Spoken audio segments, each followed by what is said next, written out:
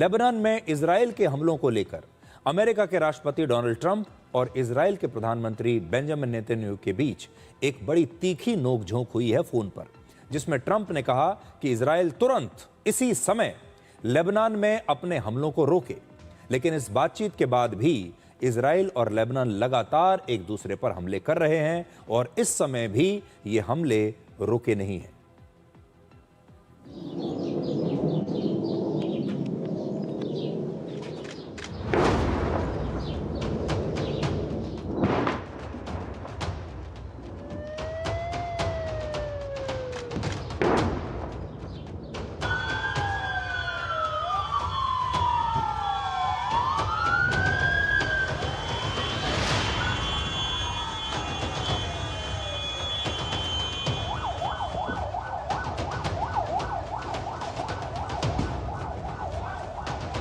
الدفاع المدني اللبناني عم يقطع يعمل اعمال الخريف.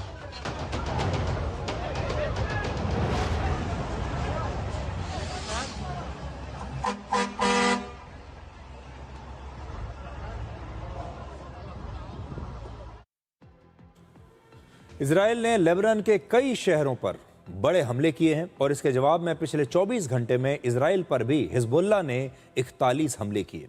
हालांकि हिजबुल्लाह के कई रॉकेट हमलों को इजराइल के आयरन डोम एयर डिफेंस सिस्टम ने हवा में ही नष्ट कर दिया। इजराइल का दावा है कि पिछले 3 महीने में उसके हमलों में हिजबुल्लाह के लगभग 500 आतंकवादी मारे गए हैं और उसने हिजबुल्लाह के 2700 हथियारों के भंडारों को नष्ट कर दिया है और इसमें उसके अंडरग्राउंड अड्डे भी शामिल हैं। लेबनान में इजराइल अब एक बहुत बड़े ग्राउंड ऑपरेशन की तैयारी कर रहा था, लेकिन डोनाल्ड ट्रंप का दावा है कि उनके फोन कॉल के बाद प्रधानमंत्री बेंजामिन नेतन्याहू को अपना यह हमला टाल देना पड़ा, अपना फैसला बदलना पड़ा। राष्ट्रपति ट्रंप ने सोशल मीडिया पर लिखा है कि इजराइल और लेबनान एक दूसरे पर हमले नहीं करने के लिए अब तैयार हो गए हैं। लेकिन ट्रंप के पोस्ट के बाद भी बेंजामिन नेतन्याहू ने बड़ा दावा किया। उन्होंने कहा कि लेबनान के साथ युद्ध विराम पर सहमति केवल बेरूत पर बड़े हमलों को रोकने तक ही सीमित थी, यानी वो बेरूत पर हमले नहीं करेंगे, बाकी जगह करते रहेंगे, यानी लेबनान पर इजराइल के हमले जारी रहेंगे। लेबनान युद्ध की वजह से अमेरिका और ईरान के बीच इस युद्ध को खत्म करने के लिए हो रही बातचीत भी अब टूटने की कगार पर आ गई है। अब ईरान ने 2 शर्तें रख दी हैं। पहला, लेबनान में युद्ध विराम के बिना ईरान अमेरिका के साथ बातचीत नहीं करेगा। देखिए, बहुत बड़ी शर्त है। ईरान ने पहले भी कहा था कि अगर युद्ध विराम होगा तो उस युद्ध विराम में लेबनान को भी शामिल करना पड़ेगा, क्योंकि ईरान शुरुआत से हिजबुल्लाह को बचाना चाहता है। हिजबुल्लाह उसका एक प्रॉक्सी समर्थक है। तो पहले ही ईरान की शर्त थी कि अगर युद्ध विराम होगा तो सिर्फ ईरान में नहीं, लेबनान में भी होगा। और इस बार उसने फिर यह बात कह दी कि अगर हमले लेबनान पर जो हो रहे हैं वो नहीं रुके तो फिर वो अमेरिका से बातचीत नहीं करेगा। और दूसरा उसने जो कहा है वो ये कि ईरान की सेना किसी भी युद्ध से निपटने के लिए अब भी तैयार है। इसके अलावा ईरान ने अमेरिका से युद्ध के लिए माफी मांगने और अपनी हार स्वीकार करने की शर्त भी रखी है। अब आपको एक और बड़ी दिलचस्प खबर दिखाते हैं इस युद्ध को लेकर। अब 900 वर्ष पुराने उस किले के बारे में हम आपको बताएंगे जिस पर इजराइल ने कब्जा कर लिया है। 31 मई को इजराइल की सेना ने साउथ लेबनान के लगभग 900 वर्ष पुराने ब्यूफोर्ट कासल पर कब्जा कर लिया। यह इस युद्ध का एक बहुत बड़ा टर्निंग पॉइंट है। लेबनान में इसे 26 साल में इजराइल का सबसे बड़ा कंट्रोल कहा जा रहा है। यहां से हिजबुल्लाह का गढ़ अब सिर्फ 8 किलोमीटर दूर है, यानी इजराइल आप सोचिए कहां कितना करीब पहुंच गया हिजबुल्लाह के।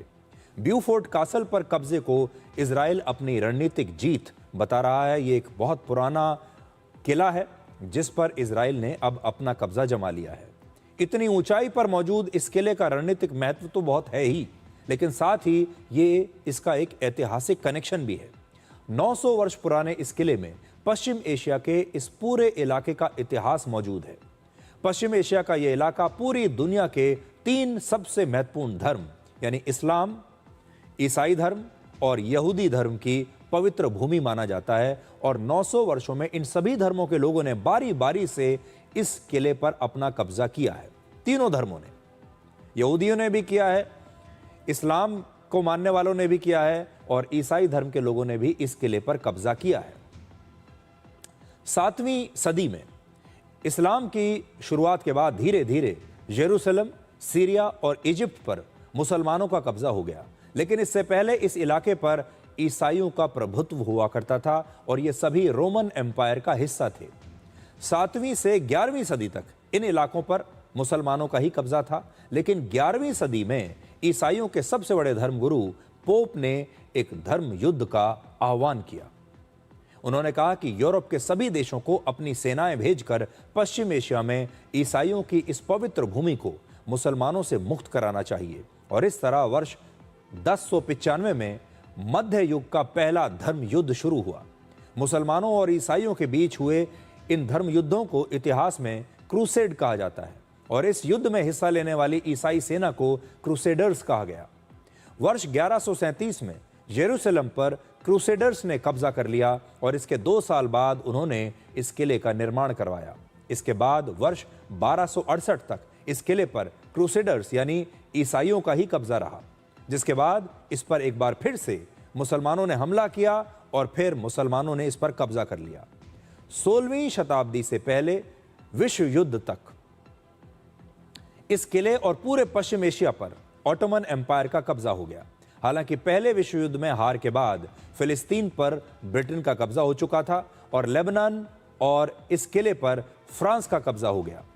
फिर वर्ष 1943 में लेबनान की आज़ादी के बाद इस किले पर इजराइल 2 बार कब्जा कर चुका है। इजराइल की नज़र शुरू से इस किले पर रही है, पहली बार 1982 से लेकर वर्ष 2000 तक और अब दूसरी बार 31 मई को अभी इजराइल ने इस पर दोबारा कब्जा किया। इस किले के 900 वर्षों के इतिहास में लगातार इस पर अलग अलग देशों, धर्मों और साम्राज्यों का कब्जा रहा है।